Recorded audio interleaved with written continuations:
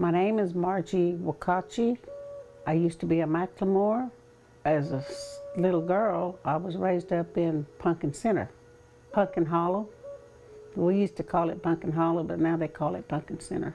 My dad was Sanders Macklemore, Reverend Sanders Macklemore, and my mother was Mary Macklemore. She used to be a maze. There was 4 girls and 7 boys. You guys were pretty close, right, growing up? Yeah, we were, but we fought a lot, but still, yeah, you know, we loved each other. But it was normal for us to fight and fight over things, and fight over the TV.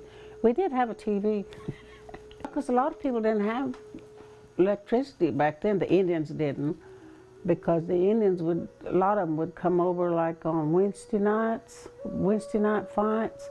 We had a yard full of people.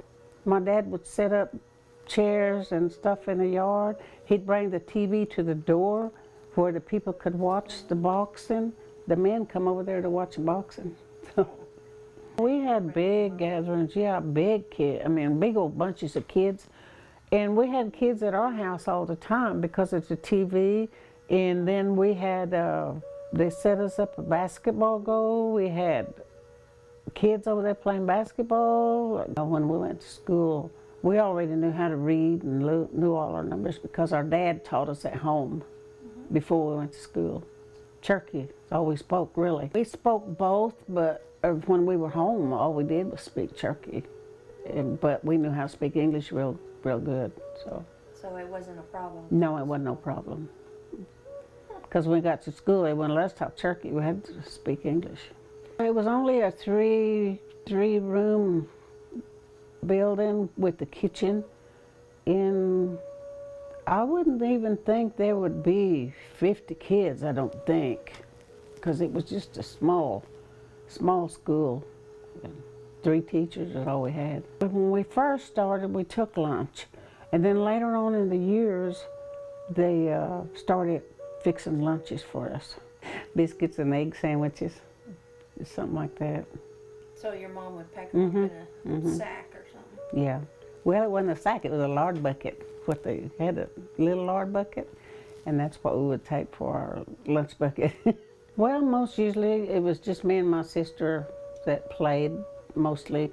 We played out in the woods, you know, just climbing trees and stuff like that, and climbing the hillsides, you know, and then around the house, the games that we played was just like softball. You know, we'd make our own bats out of pieces of wood or something, you know, and just games like that, and made our own toys. We used to cut trees down, and I don't know what they called them, but you could, stilts, I guess is what they called them. We used to make our stilts, and we'd walk around on them sticks. Or we'd make our own toys out of big old can lids. We'd hammer them to a stick, and we'd push them for toys. And we just found different ways to make toys. We played house in the woods, and just like gather up a bunch of old cans or jars and stuff like that for our dishes. We had playhouses out in the woods. The only dolls we would have would be a stick with big leaves, and we'd roll the leaves like we was rolling their hair. So mostly me and my sister, Christine, we done a lot of the work. We had hard chores, I would say, because me and Christine had the carrying the water from the spring. How far was the spring? Probably a mile and a half, something like that. It was quite a ways.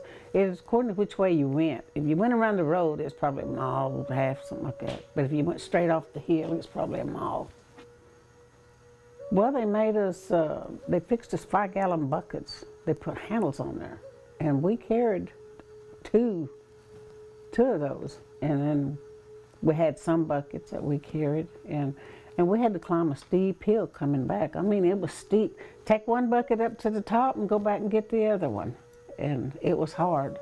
We done that, and a lot of times we had to carry water before we went to school. And then when we come in from school, Mom was out of water, so we'd have to carry the water for her. And we done the dishes, and we learned how to cook when we were young. And we could make biscuits probably when we were around 6 years old. And then on wash day, we had the day before was wash day.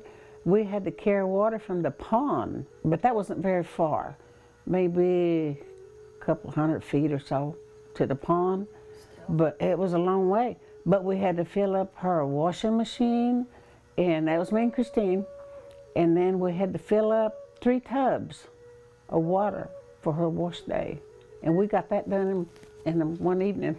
So Wow. we carried a lot of water. Cleaning the house, we had to do that. Even on Sunday morning, we had to sweep the floors before we went to church. So 2 rooms is all we had. Kitchen and the front room. And our beds was in the front room. I think we had 1 bed in the kitchen on the corner, away from the cooking part. And but in the front room is where we slept. We only had 2 rooms. Yeah, we helped with the wood, cutting wood in the winter.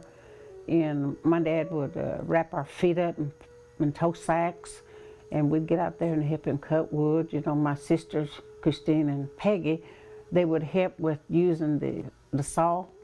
But me, I was too little, so he would just set me on the log to hold the log down. And them 2, the older ones, they helped with my dad would split the wood, and them 2 used the saw. Then in the summer, you know, we came down here to the river bottom and helped Mom gather wild greens and stuff. And she canned a lot of stuff, like cochinny and poke salad and all that. And she canned all that. And we helped her gather it in tow sacks. Our dad, when he killed a hog, since they didn't have refrigerators, you know, my mom would have to cook. You know, most of the meat, she would cook it, and then she would put it in big old gallon jars with lids, and that's how we kept a lot of it. It kept, so I guess we ate it. We did have an ice box, but it wasn't big enough. For the first time, you know, it was just a little box, had the block of ice in there. And then later on, he got a refrigerator, so when he killed something, we had the refrigerator. Unfortunately, my mom and dad didn't stay together back in like 1956 or 7, somewhere along there. They got a divorce. So we moved to town after that, and we left the Briggs. Then she got killed in a car wreck in 1958. So that's when sometime, I think it was like late in 58 when I went to Sequoia. I wasn't scared, I was just lonesome, I guess, for home. And because I lived with my sister a little while, then I lived with my aunt at Briggs, and she's the one that pretty well took care of me after my mom got killed. But I enjoyed it, you know. We had activities at school that we did, you know. You had to do chores there too, yeah. Way different than what you did at home, because you had to do waxing and shine the floors and everything. You had to dust everything, and so, you know, back home you didn't have to wax no floors. On Saturday nights sometimes they had dances. Yeah, we all got to go, you know. But in order to go though, you had to have all everything in order in your room before you could even go, you know. Like sometimes you couldn't go because of something you didn't do in the dorm, you know. They wouldn't let you go, so you had to stay in the dorm while everybody got to go. I failed science because my science teacher, Mr. Colby, had already told me, you sit still, you know, because I was always talking. Me and Georgia Reese was always talking, and so one time I dropped my pencil and it rolled under the door. I was sitting close to the closet door and it rolled under there, and I was trying to get it and I about fell over. And he said, F, he told me after that. So he failed me. He failed me in science, and I got in trouble for that. And then one time, me and my friends, we were going to go down the fire escape. We were going to sit around the building, you know. And the 2 girls that was going with me made it down first. And then I was getting ready to go down. I was sitting up top, I was getting ready to slide down. And my matron, Miss Pugh was her name, she hollered from the dining room. She had been over there to Miss Hughes's apartment. Boy, she hollered. How she knew it was me, I don't know. She said, Margie McLemore, she said, you get back in that building. So boy, I scrambled back up and went back in the building.